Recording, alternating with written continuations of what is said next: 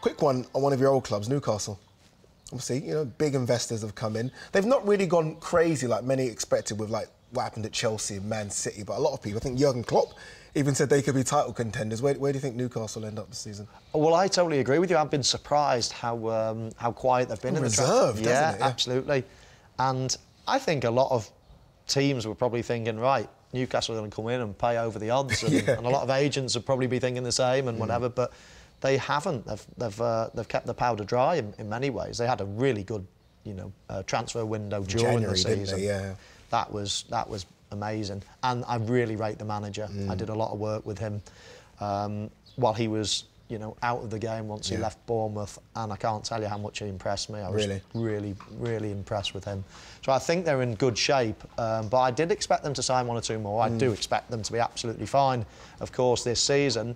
But I was expecting them to maybe push for European places if they went and signed 2 or 3 good players. The likes of, you know, Lingard, I thought maybe. 100%. Raheem Sterling, I thought they might go and make a big push for players like that to get them to that next level.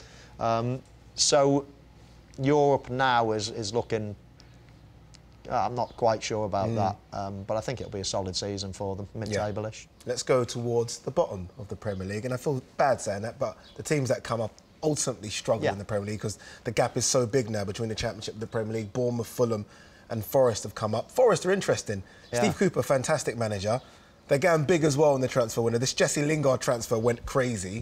What do you make of the teams that have come up? Well, Steve Cooper lives only a few miles away from me. Has he got a horse here? He's not, no. He's not? And now he's on big wages. I'm going to try to turn the screw. But he doesn't live far away from me at all, and he's a great guy. And I tell you what, look at his managerial record. It's incredible. It is incredible, you're right. And I've got a funny feeling about Forest. That's a club, that's a city that's just absolutely bouncing, because when I was growing up, they were just, you know, a mainstay. Remember it, the Pierre Van Hooijdonks of the world, Steve Stones, Stuart Pearce, Stan Collymore. They had some great players. So yeah, I mean, they were a club that when I grew up, they were in the, no question, they were in the top league.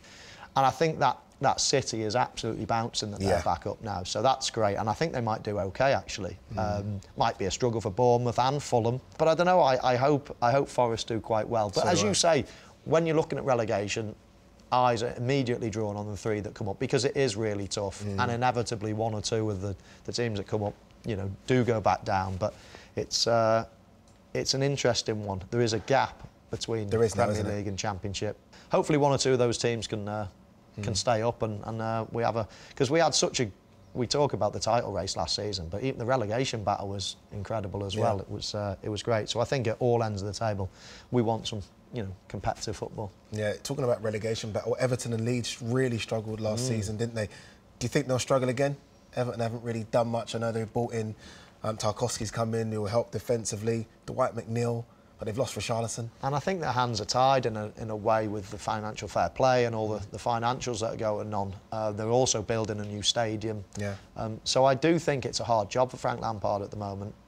You know, the signings they're making half the time are free signings, free transfers, and they're losing their best players to the big teams. So it's going to be a tough year.